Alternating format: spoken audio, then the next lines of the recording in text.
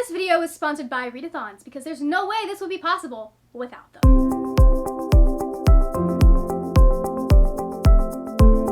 Hello my lovely friends, it's Margaret, and today we're going to be talking about what I read in the first half of July. That's right guys, July is going to have a two-part wrap-up because I didn't want to talk about 17 books all at once. I'm not sure if it's going to be 17, but it's looking like it's going to be 17 because we're real close there. This month I participated in the Book Junkie Trials, as well as Jane Austen July, Readathon, and the Reading Rush.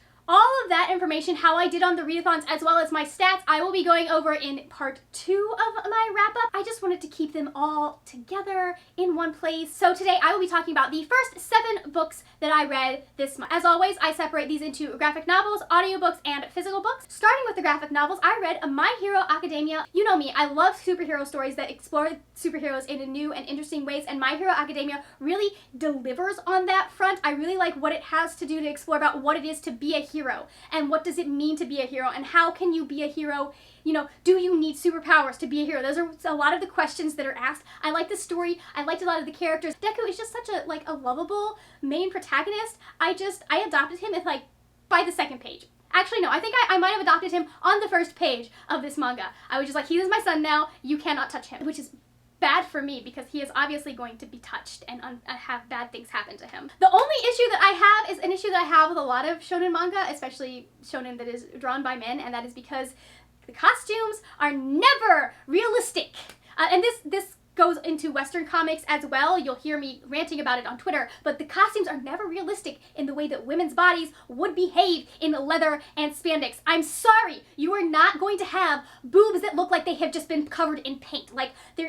That's not how spandex works with boobs, guys. It's just not. Maybe someday I will go on an official rant about, that. I ended up giving My Hero Academia 4 stars. Moving on to the audiobooks, the first audiobook that I listened to in July was The Dragon's Guide to the Care and Feeding of Humans by Lawrence Yep and Joanne Ryder. That's who it is. This is about Miss Drake, and as she's mourning the death of her first pet, this new little human shows up and decides that the dragon is her pet. They're slightly confused as to who is whose pet, but basically Winnie comes and she's very inquisitive and very curious and just bugs the heck out of Miss Drake. As it turns out, Miss Drake lives in Winnie's house, which used to belong to Winnie's great aunt, and so Winnie has been given the care of this dragon by her great aunt who has passed away. This is a really cute book. It is very fast-paced and action-focused, so it would be great for younger readers, especially in the younger middle grade spectrum. It is not one that transcends the middle grade genre. It's just written in a very juvenile way. It doesn't really go into a lot of depth for the character, so if that's what you're looking for, this is not it. But if you're looking for just something quick and light and fun to read to your kids, perfect book for it. I ended up giving this 3 stars. The next audiobook that I finished in the month of July was The Queen's Rising by Rebecca Ross. This is about Brianna. She lives in a world where there are these 2 countries kind of at odds with each other, and her mother and her father were both from different countries. Brianna's grandfather has kept her father's identity a secret from her for most of her life, and so she's at this school where she is pursuing this thing called a passion. And in this world, there are 5 different types, there are 5 different passions. Brianna is pursuing the passion of knowledge, and she's at a place in her education where it is time for her to find a patron. Unfortunately, there are not a lot of patrons that want Brianna, so she ends up having to take patronage from a disgraced lord from the other country, and it all goes from there. There's a lot of political intrigue in this. There is a fight for a throne. She discovers that she is a key piece to the rising of this queen, because in this other country, they're supposed to only be ruled by queens, but it's been in the hands of a king for many, many generations, I believe. It is a slower paced book, but it has such wonderful and beautiful, rich world building and interaction with the characters. Also, if you're looking for a book that has just a hint of romance, but there's not a huge focus, then this is a great book for you to read. It didn't give me the 5-star fuzzies, but there really wasn't anything that I particularly disliked. The romance was one that I was a little bit on the fence about at the beginning of the book. Wasn't sure if I was going to be into it, but it ends up working out in a way that I really appreciated, and I thought it wasn't as squicky as it could have been, is what I'm saying. I ended up giving this 4 stars. And the final audiobook that I ended up reading was Cinder by Marissa Meyer. You guys have seen this on so many TBRs. At this point, you're probably shocked that I have finally finished it. And oh, am I so glad I did. I loved this book.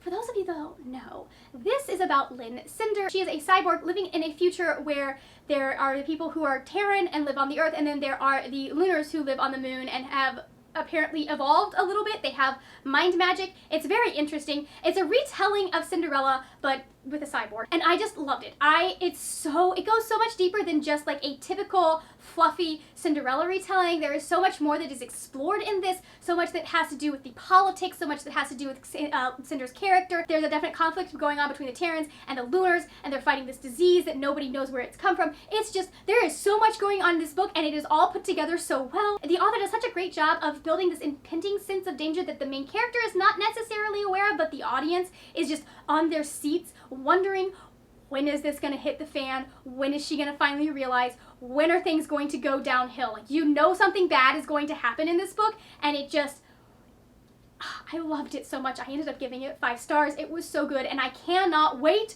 to read Scarlet, which I have coming soon. I also really, really like the romance. It is not one where like they are all of a sudden in love. There's still more that needs to happen, which is part of the reason why I'm so excited for Scarlet. There's a lot more that needs to happen and build that needs to happen between these two. But the foundation of the romance, the foundation of the relationship, I just really liked and appreciated, and it was cute, and it made me happy. Obviously, I ended up giving this 5 stars. So that covers all of the audiobooks that I read in the first half of July. Now it is time to move on to the physical books. The first physical book that I finished in July was A Mark of Athena by Readathons. This is my favorite book in the entire world. I love it so much. This was a reread. I think this is maybe the 3rd time that I have reread it, and it is the last book that I've actually, in the series, have actually reread. This is Annabeth's book, and Annabeth is my favorite character in the series, and so obviously I love it. I love it so much. I'm sorry guys, there's not much I can really tell you about this book because it spoils so much for the Percy Jackson series, but it is amazing. It is Perkabeth AF, and that is everything I need in my life. Like, we'll discuss my feelings on House of Hades and how much I love that in the next video. And if you have not read the Heroes of Olympus series, what are you doing with your life? Will it surprise anyone to know that I gave this 5 stars yet again? His books just keep getting better and better and better as you go on in this series. It's just so good, and this is the best one yet. The next book I read was Unequal Affections by Laurie Ormiston. This is a retelling of Pride and Prejudice, except like halfway through, one of the very big plot points gets flipped on its head, and we go in a completely different direction. So I don't want to go into too much about it. I mean, I feel like everyone knows the basic plot of Pride and Prejudice, but just in case you don't, I'm not going to spoil that for you.